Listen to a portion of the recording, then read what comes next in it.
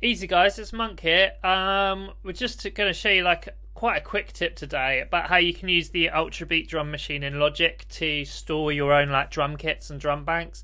Um, it's really simple. So Ultrabeat down here, drum machine, stereo.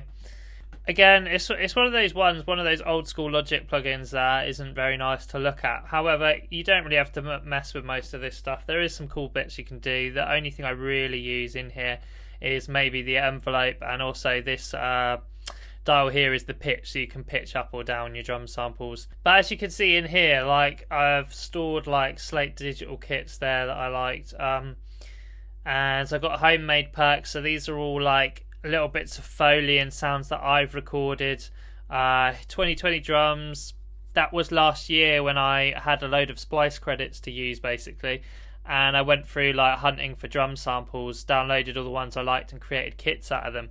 So it's really simple to do. Like I'll show you just an example of like, if I go on hats boom bap for example, like rather than storing them as drum kits, I prefer to do like banks of the different like banks of hats, banks of kicks and perks, snares like you can see there, and then I've got sort of the genre that they're good for labelled next to them.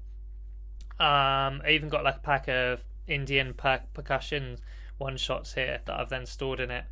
Don't want to deafen you, so I'll just turn the gain down a bit.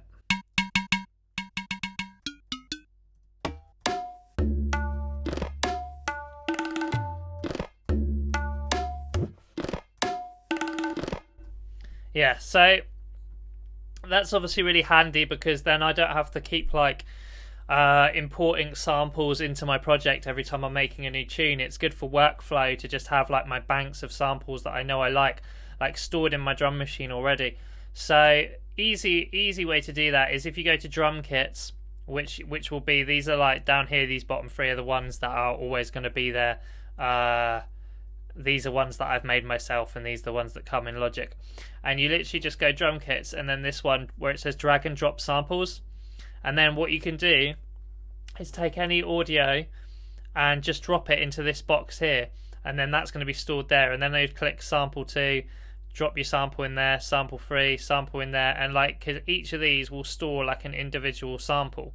So you could use it for other stuff than drums as well, but I just find it useful for storing like banks of drums and drum kits in. And then once you've like filled it up and you're happy with it, you literally just go file, save as, and you can save it as a new drum kit in there. And then when you come back, it will come up here. I've made like subfolders so it doesn't get too like cluttered.